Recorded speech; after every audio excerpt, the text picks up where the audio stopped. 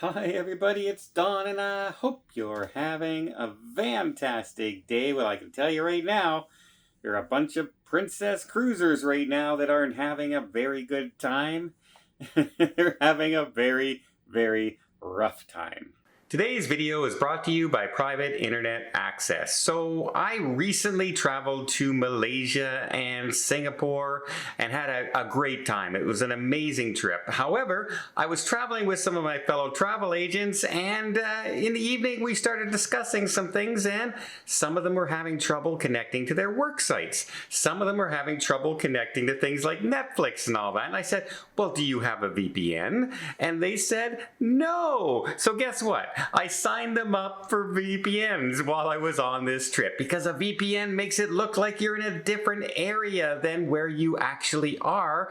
So I hook up, I can log into Canada, and I can watch all my Netflix. I can watch my Amazon Prime videos. I can watch YouTube without having anything pop up saying you can't watch these videos. Not only that, a VPN hides all my information while I'm traveling from people looking to hack in and steal my personal information, get my bank account numbers, get my passwords, basically steal my identity. It makes, like I said, look like I'm in a whole other area where they cannot track my information. And I highly recommend for everybody out there, not only traveling, but even from your home, to have a VPN. And that's why I use Private Internet Access. For one thing, you can do unlimited devices, not just 1, 2, 3, but unlimited devices under the same plan. And they also have a no log policy, which means they do not store any of my own personal information. And that's been proven in court by a third-party audit. So if you'd like to protect your information like I do, why not check out Private Internet Access by following my link down below, and you can get up to 83% off plus 4 months free. Thanks again to Private Internet Access for sponsoring this video. First off, I want to give you a heads up about a change to the Carnival Radiance. Normally when I announce a change to itineraries or time changes for ports and embarkation, disembarkation, it's all about a cruise ship is now going to be leaving port earlier.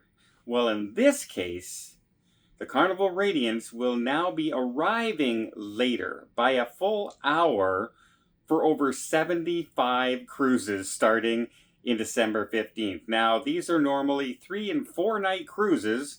So the good thing is, a lot of the times, these are people just local going on a quick holiday, a quick getaway. But if you're flying, that's where the trick can be. Because if you're flying into Long Beach or out of Long Beach, a lot of people are very tempted to try and make that 10 a.m., 11 a.m. flight. Because if you're flying, say, back to the East Coast, you can lose 3 hours in your flight time because of the time change. So if you get that early flight, it's much, much better. But you're taking that risk that something doesn't happen on the cruise. And in this case, instead of being able to arrive at 7 a.m., the ship's now arriving at 8 a.m. And that doesn't mean you can get off right at 8 a.m. Now, the good thing is, in Long Beach, they do have facial recognition as well. So that can speed up the process for getting off the ship. However, that hour-long drive, 50-minute to an hour drive to the LA airport, that can be tons of traffic during the day. And you never know. The later in the day you go, the worse that traffic can be as far as the morning rush is concerned. So just wanted to give you a heads up. Over 75 cruises affected starting on the 15th of December in the Carnival Radiance. But let's get on with some princess cruise ships. We have currently in Australia 2 princess cruise ships, the Diamond Princess and the Crown Princess. Well, the Crown Princess just asked its passengers saying, we highly recommend that everybody get off the ship in Darwin because we want to do a very strenuous cleaning of the ship because of a gastronomical outbreak on board. And that's very unusual to ask everybody to get off the ship. They may ask you to stay in your stateroom, but they may announce that they're doing extra procedures on board where now we're going to serve you the food in the buffet. We're going to make sure everybody's washing their hands, everything like that. However, it's very unusual to actually ask them to get off the ship so they can do a really strenuous cleaning. That being said, The people on the Diamond Princess are on a 21-day cruise, and they've been asked so far, not once, not twice, but 3 times now to get off the ship for at least 6 hours during the cruise at a port. I know you're on a 21-day cruise, but 6 hours, and if you were not planning to get off the cruise, that's a long time to just get off and wait. If you don't have any excursions booked or anything like that. And yeah, a lot of people are a little upset with it. Now, Princess has offered $50 per cabin onboard credit for each time they ask people to leave on the Diamond Princess. People are saying, yeah, that's not enough. Now we had to book an excursion that cost us $200 and some a person to go on, so we had something to do that day, etc. I can kind of understand that if you didn't want to just hang around or walk around for 6 hours. A lot of people can't do that, right? A lot of people don't get around and don't have the mobility to do a port walk around day while they're waiting for the ship to allow them to get back on because they have to do extra cleaning. It's very unusual, and it's happening twice. Now, the Diamond just finished the 21-day cruise, and it's starting 7-day cruises, but in with those 7 days, there's a combination of the 21 as well. So there's 3 7 days and 1 21-day that you could have booked as well. Hopefully, all these cleaning and the switching over of passengers will allow Princess to get that, whatever is causing the gastronomical, they're not calling it norovirus yet, but we know it's probably norovirus, but it's not being said that yet. But chances are in this case, with that big of outbreak and that long, it most likely is.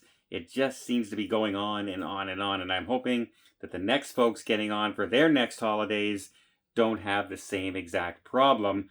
The good news is, because of the 7-day, 7-day, 7-day, a lot more people will be disembarking after only 7 days, which will help, alleviate the long-term spreading of norovirus on the ship. And as far as the Crown is concerned, this is the second apparent outbreak going on, but only the first time on that ship. So hopefully they get it controlled right away, and they don't have to ask passengers in the future whether or not, please get off the ship because we're having stomach problems with our passengers, and that's never a good thing. Well, have you guys ever been on a cruise and gotten sick, like a norovirus, where other people have gotten sick, right? You've been on a cruise, somebody in your cabin's gotten sick, or friends have gotten sick. I'm talking about an outbreak on the ship. Have you ever experienced it? I have. Most recently, when I was in Brazil this year, I got it on the second night, and there were about 30 other travel agents out of the 50 that were there with me that all caught it as well. Not a fun vacation when you all catch it and it lasts for a while. And I'm sure the people on the Diamond and the Crown Princess right now just want it to go away. Well, I hope you appreciate this video. If you did, please give it a thumbs up. Want to see more tips, more tricks, more travel vlogs from around the world? Hit that subscribe button. Until next time, have yourself a safe and a great vacation.